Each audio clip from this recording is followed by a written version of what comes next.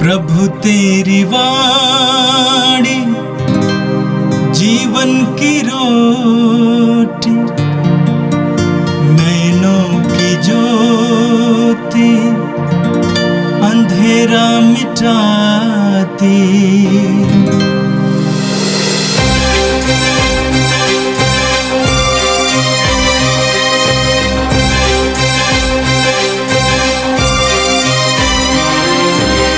प्रभु तेरी वाणी जीवन की रोटी, नैनों की ज्योति अंधेरा मिटाती। प्रभु तेरी वाणी जीवन की रोटी, नैनों की ज्योति अंधेरा मिटाती। वाणी वाणी वाणी वाणी वाणी पवित्र है, शाश्वत है, जीवन का मन्ना है। 5 जून बृहस्पतिवार।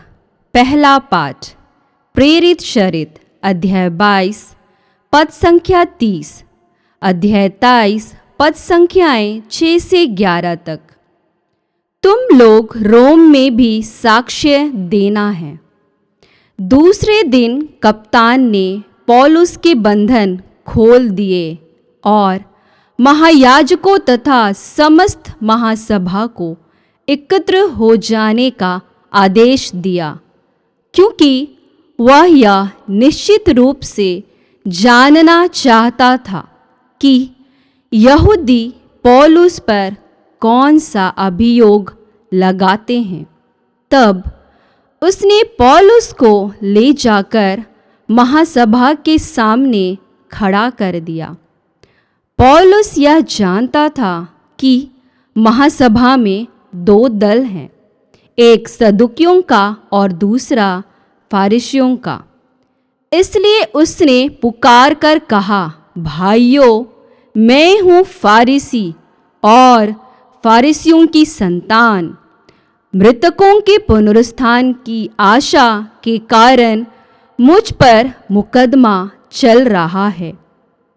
पौलुस के इन शब्दों पर फारिसियों तथा सदुकियों में विवाद होने लगा और उनमें फूट पड़ गई, क्योंकि सदुकियों की धारणा है कि ना तो पुनरुत्थान है, ना स्वर्गदूत और ना आत्मा, परंतु फरीसी इन पर विश्वास करते हैं। इस प्रकार बड़ा कोलाहल मच गया। फारिसी दल के कुछ शास्त्री खड़े हो गए और पुकार कर कहने लगे, हम इस मनुष्य में कोई दोष नहीं पाते। यदि कोई आत्मा अथवा स्वर्गदूत उससे कुछ बोला हो तो विवाद बढ़ता जा रहा था और कप्तान को डर हो रहा था कि कहीं वे पौलुस के टुकड़े टुकड़े ना कर दे। इसलिए उसने सैनिकों को आदेश दिया कि वे सभा में जाकर पौलुस को उनके बीच में से निकाल ले और छावनी ले जाएं। उसी रात को प्रभु पौलुस को दिखाई दिए और बोले, धीर बने रहो। तुमने यरूशलेम में जिस तरह मेरे विषय में साक्ष्य दिया है, तुमको उसी तरह रोम में भी साक्ष्य देना है। यह प्रभु की वाणी है। संत योगन के अनुसार पवित्र सुसमाचार अध्याय 17 पद संख्या 20 से 26 तक। यीशु ने अपनी आंखें ऊपर उठाई और ये कहा, ये परम पावन पिता, मैं न केवल इनके लिए विनती करता हूं, बल्कि उनके लिए भी जो इनकी शिक्षा सुनकर मुझ में विश्वास करेंगे, सब के सब एक हो जाए। ये पिता, जिस तरह तू मुझ में है और मैं तुझ में, उसी तरह वे भी हम में एक हो जाए, जिससे संसार ये विश्वास करे कि तूने मुझे भेजा है। तूने मुझे जो महिमा प्रदान की है वह मैंने उन्हें दे दी, जिससे वे हमारी ही तरह एक हो जाए। मैं उनमें रहूं और तू मुझ में, जिससे वे पूर्ण रूप से एक हो जाए और संसार ये जान ले कि तूने मुझे भेजा है और तूने जैसे मुझे प्यार किया है वैसे ही उन्हें भी प्यार किया है। ये पिता, मैं चाहता हूं कि तूने जिन्हें मुझे सौंपा है वे जगह मैं हूं मेरे साथ रहे, जिससे वे मेरी महिमा देख सके जिससे तूने मुझे प्रदान किया है, क्योंकि तूने संसार की सृष्टि से पहले मुझे प्यार किया है। ये न्याय पिता, संसार ने तुझे नहीं जाना परंतु मैंने तुझे जाना है और ये जान गए कि तूने मुझे भेजा है। मैंने इस पर तेरा नाम प्रकट किया है और प्रकट करता रहूंगा, जिससे तूने जो प्रेम मुझे दिया है वह प्रेम इनमें बना रहे और मैं भी इनमें बना रहूं। यह प्रभु का दिव्य सुसमाचार है। क्रिस्त प्रभु की जय। प्यारे भाई और बहनों, आजकल हम प्रेरितों का चरित्र से पाठ सुन रहे हैं। अब कल हमने सुना था कि पौलुस ने एफेसस में कलीसिया के अगुवाओं को, अध्यक्षों को बुलाया, एल्डेस, प्रेस्बिटेर्स, और उनसे विदाई लेने के लिए उनको मार्गदर्शन के रूप में कई बातें लिखा है। इसके बाद पौलुस को भी अपनी आत्मा के अंदर में और दूसरे लोग भी पौलुस को कहते हैं कि आत्मा ये चाहता है कि तुम यरूशलेम जाए। पौलुस ने स्वयं कहा, मैं आत्मा की प्रेरणा से विवश होकर यरूशलेम जा रहा हूं और वहां मुझ पर क्या बीतेगी मैं ये नहीं जानता, किंतु पवित्र आत्मा गांव गांव नगर नगर में मुझे विश्वास दिलाता है कि वहां बेड़ियाम और कष्ट मेरी प्रतीक्षा कर रहे हैं। इसलिए पौलुस यरूशलेम जाना चाहते थे क्योंकि वो समझ गए ईश्वर की यही इच्छा है। एफेसस से पौलुस विदा कर देते हैं और आसपास वो अपना लंगर उठाकर सीधे खोस पहुंचे और दूसरे दिन रोदस आए और वहां से पतरा चले गए। ये सब छोटा गांव शहर है मेडिटेरेनियन समुद्र के किनारे। पौलुस ऐसे होते हुए पौलुस नाव से वहां पर आते हैं और वहां से वे आगे चलते हैं। वहां पर विश्वासियों को मिलते हैं, बातचीत करते हैं, विश्वास में आगे बढ़ने की प्रेरणा देते हैं, उनका मार्गदर्शन करते हैं। शिष्यों का पता लगाकर 7 दिन पौलुस टायर में रहा, जो फिनिशियों का शहर है। इसके बाद वो आगे चलते हैं यरूशलेम की ओर। वो पहले गए थे, वहां से वो सीधे कैसरिया चली जाती है। कैसरिया उस जमाने में यहूदियों का देश में रोमियों का ये राजधानी है। कैसरिया में पौलुस फिलिप के घर गया था। फिलिप जो यौवन प्रेरितों का कार्यकलाप अध्याय 6-7 में पढ़ते हैं। जो ईश्वर ने, प्रभु ने धर्म सेवकों को नियुक्ति करने का आदेश दिया था। पेतरुस और साथियों ने 7 लोगों को धर्म सेवक के रूप में नियुक्त किया। उनमें एक था स्टीफन जो मारे गए, जिसके बारे में अध्याय 8 में पढ़ते हैं। अब फिलिप जो समारिया में सुसमाचार की घोषणा करते थे, और हम कहते हैं वो इथियोपी खोजा को सुसमाचार सुनाया और उनको प्रभु में लाया। वही फिलिप अभी सीरिया में रहते थे अपने परिवार के साथ। पौलुस वहां पर उनके साथ कुछ दिन बिताए। उनके 4 कुंवारी लड़कियां हैं जिन्हें भविष्यवाणी का वरदान प्राप्त है, और वहां पर एक अगाबूस नामक एक भविष्य वक्ता आया था जो यहूदिया से आया था, और वो रोकते हुए पौलुस से निवेदन किया कि आप यरूशलेम मत जाइए, आप पकड़वाए जाएंगे।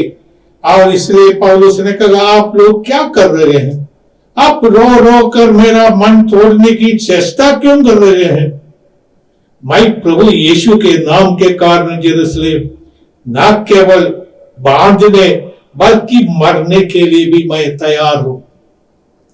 वो कहते यीशु के लिए मैं सब कुछ समर्पित किया, और इसीलिए उनके लिए मरना भी मेरे लिए सौभाग्य है। दूसरे ये पौलुस कहते हैं कि जीना मेरे लिए यीशु है, मरना मेरे लिए जीवन प्राप्ति है, पूर्ण प्राप्ति है। इसलिए पौलुस डरते नहीं। वो यरूशलेम आते हैं। यरूशलेम आने पर पौलुस अपने जीवन के बारे में बताते हैं कि किस तरह वो दमिश्क जा रहे थे और विश्वासियों को मार गिराना चाहते थे। अपने बारे में वो बताया, परंतु लोगों का गुस्सा उनके ऊपर इतना था कि वो जाकर पूरे दुनिया में यीशु का प्रचार करते हैं, यीशु की मृत्यु और पुनरुत्थान के बारे में बोलते हैं, लोगों को यीशु में विश्वास के लिए लाते हैं, और चिन्ह चमत्कार के द्वारा जो कुछ उसने कहा उसको सब उन्होंने समर्थन दिया। तो पौलुस ने देखा मगर सभा में यहूदी और सदूकी है। मुख्य रूप से यहूदी समुदाय में, यहूदी धर्म में कई प्रकार का संप्रदाय थे, उनमें से एक मुख्य है सदूकी। ये सदूकी लोग इस संसार में जीवन के बारे में सोचते हैं, मृत्यु के बाद सब खत्म हो गया, ऐसा सोचने वाले। इसलिए ईश्वर को धन्यवाद देते हैं, प्रभु तूने हमें सब कुछ दिया है, धन्यवाद देते हैं, तूने हमको दूसरे जाति में नहीं जन्म दिया और तुम्हारी कृपा है। और इसलिए वो आनंद मनाते थे अपनी संपत्ति में। इस ग्रुप में आते थे महायाजक, पुरोहित वर्ग के अधिक लोग। दूसरा एक प्रबल एक ग्रुप था जो फरीसी लोग है। फरीसी का अर्थ है कि अपने को अलग रखा, वो धर्म ग्रंथ की पालन पोषण करने के लिए, उसके अनुसार जीने के लिए अपने को अलग रखा है। धर्म ग्रंथ में जो लिखा है उसको अक्षरशः इसके अनुसरण करना उनका धर्म वो मानते थे। पौलुस ने ऐसे लोगों को देखा। हम जानते हैं कि जो सदूकी लोग मृत्यु के बारे के जीवन में विश्वास नहीं करते थे, क्योंकि वो धर्म ग्रंथ का कुछ ग्रंथों को नहीं मानते थे। सभी के अधिकांश मानते हैं पंच ग्रंथ जो पंचतुक करते हैं, जो उनका विश्वास है मूसा ने लिख कर दिया था। दूसरे ग्रंथों पर उनका इतना विश्वास नहीं। पुनरुत्थान के बारे में पुराने विधान में हम मकबीस के ग्रंथ दूसरा ग्रंथ अध्याय 7 में पढ़ते हैं। स्वर्गदूतों को ईश्वर हमारे सेवा में भेजते हैं, इस बारे में हम तोबीत के ग्रंथ में पढ़ते हैं। परंतु ये सब बात साधु की मानते नहीं, इसलिए यीशु के साथ भी यो लोग वाद विवाद करने आया था। जैसे हम पढ़ते हैं लूकस का सुसमाचार अध्याय 20 पद संख्या 27 से 38 तक, यहां एक विधवा के बारे में बताया। एक यहूदी ने एक महिला से विवाह किया था, परंतु ये मर गया। तब वो स्त्री फिर विधवा हो गई। यहूदी नियम के अनुसार उसका दूसरा भाई उनसे शादी करना चाहिए। ऐसा 7 भाइयों ने इस महिला के साथ विवाह किया था और 7 भाई मर गए और महिला भी मर गए, पुनरुत्थान में किसकी बीवी होगी? यीशु ने कहा पुनरुत्थान में लोग स्वर्गदूतों के जैसा रहता है। और यीशु ने यह भी कहा तुम विश्वास करते हो ये ईश्वर अब्राहम का ईश्वर है, याकूब का ईश्वर है, आइसक का ईश्वर है। आइसक, याकूब और इब्राहिम ये सब मर गए। निर्गमन ग्रंथ अध्याय 3 में ईश्वर ने मूसा से कहा मैं अब्राहम का ईश्वर हूं, मैं तुम्हारा पूर्वज इसहाक का ईश्वर हूं, मैं याकूब का ईश्वर हूं। प्रभु ने उनसे कहा क्या अब्राहम याकूब ये सब जिंदा नहीं है, मरे हैं? तो ईश्वर ये मृतों का ईश्वर है, ईश्वर जीवितों का ईश्वर है। मरने के बाद भी हमारी आत्मा हमारी जीवित रहते हैं। इसलिए यीशु ने कहा कि पुनरुत्थान और जीवनमय हो। पौलुस भी पुनरुत्थान की घोषणा करते थे, यीशु के पुनरुत्थान।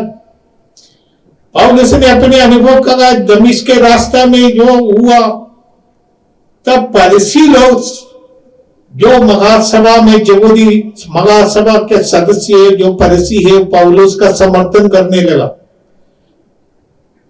कहा कि कोई स्वर्गदूत उनसे बात किया है तो इसमें क्या गलती है? यदि वो पुनरुत्थान पर विश्वास करते हैं इसमें क्या गलती है? तो ये लोग उनके महासभा में सेनेटरीन बोलते हैं, इस सेनेटरी में 71 लोग हैं। उसका नायक है मगा प्रधान याजक अन्नास। दूसरा उसके अनुसार कुछ पुरोहित वर्ग से सब मिला के ये हमारा पार्लियामेंट जैसा है या हमारा सुप्रीम कोर्ट जैसा है, ये बनाने का इसका अधिकार है, न्याय दिलाने का उसका अधिकार है। इस मगा समय में विभाजन हो गया और इसलिए तू मैं करते लोग आपस में लड़ने लगे। सेना नायक ने पौलुस को बंदी बनाकर वहां से उनको बचाया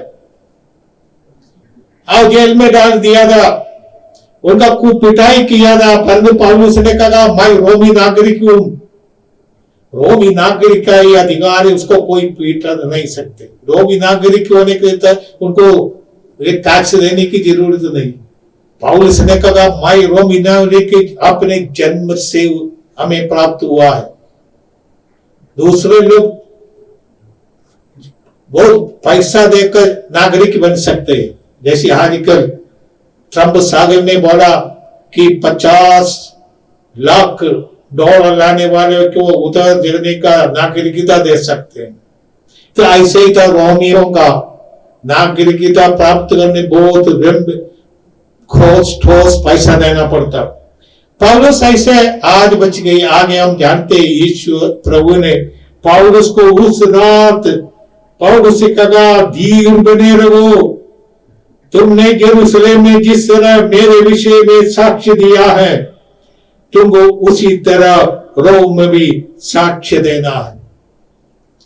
तब पौलुस आगे बढ़ेंगे। हम आने वाले दिनों में बहुत शमशेरों में पाठ हमें सुनाई जाएगा और हम पौलुस की उस नमूना से, उनके जीवनचर्या से, उनके यीशु के प्रति प्रेम से प्रेरणा पाकर सभी जगह विश्वास के लिए गवाह बन जाए। गवाही देना हमारी जिम्मेदारी है। पौलुस कहते हैं मुझ में ये ड्यूटी दिया गया है, यदि मैं ये ड्यूटी में फेल होता है तो धिक्कार मुझे।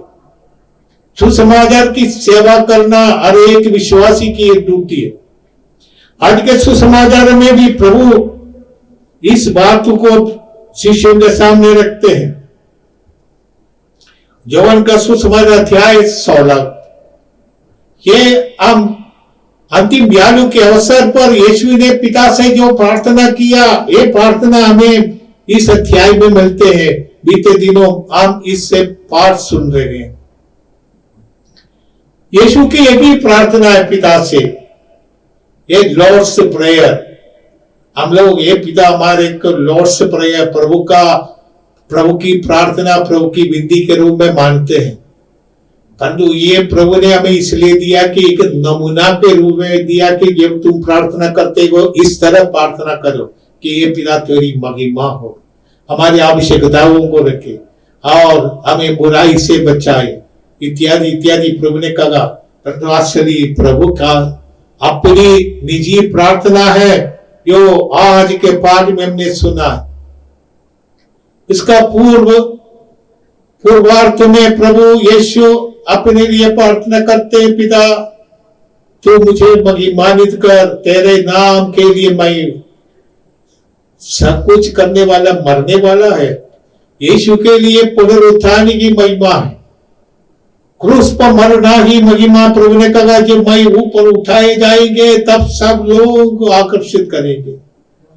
ये दुखमय क्रूस की मृत्यु यीशु के लिए पिता के द्वारा दिया गया आज्ञा है, जिम्मेदारी है, ड्यूटी है, मिशन है। प्रभु इसको पूरा कर दिया और शिष्यों को भी ये अधिकार देते उनके साथ ये करें। प्रभु यीशु ने अपने शिष्य से कहा तू उनको बुराई से बचाइए, तो उनको पवित्र कर।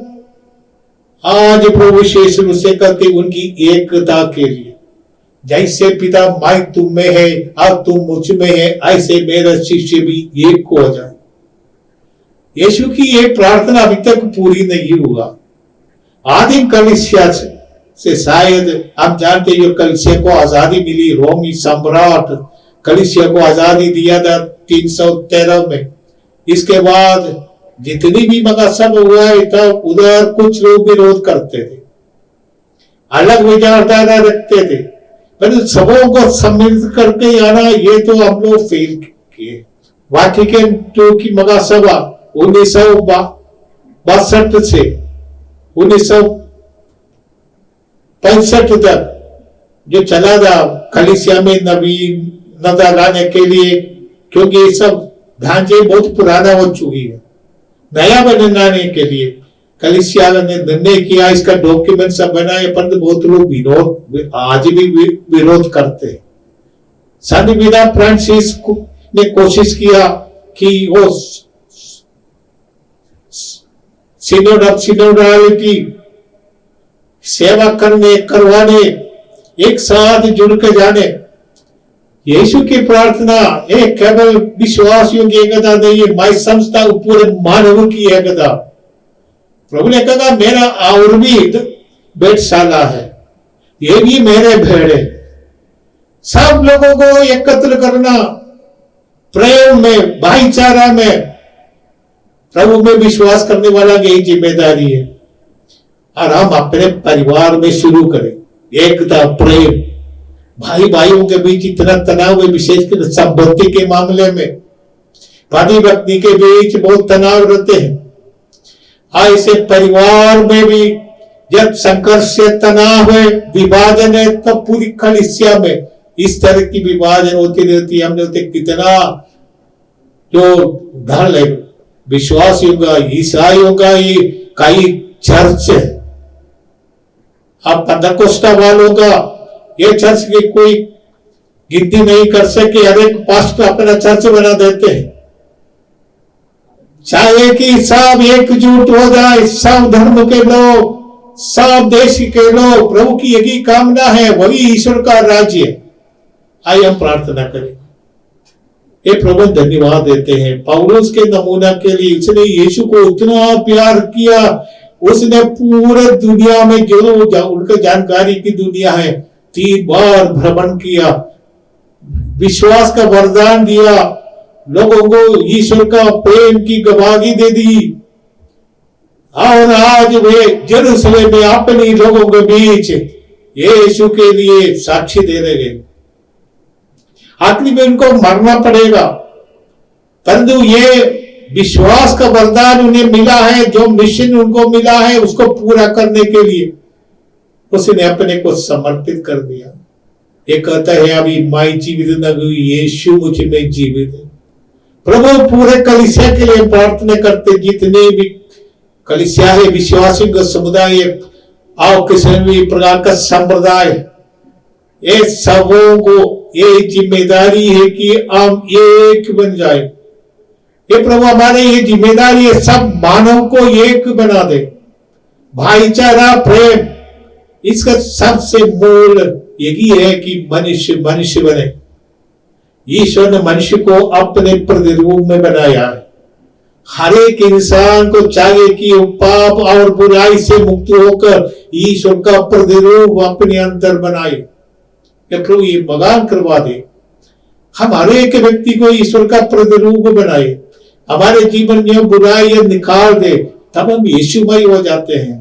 पूरा दुनिया यीशुमय हो, बुराई और अंधकार की शक्ति से मुक्त होकर एक नई जनता, जैसे प्रकाशन ग्रंथ कहते नया यरूशलेम, ये नया मंदिर हमारे बीच प्रकट हो जाए। ये प्रार्थना करते हैं हमारे प्रभु क्रिस्त के द्वारा, आमीन। प्रभु तेरी वाणी जीवन की रोटी, नैनों की ज्योति अंधेरा मिटाती, हाय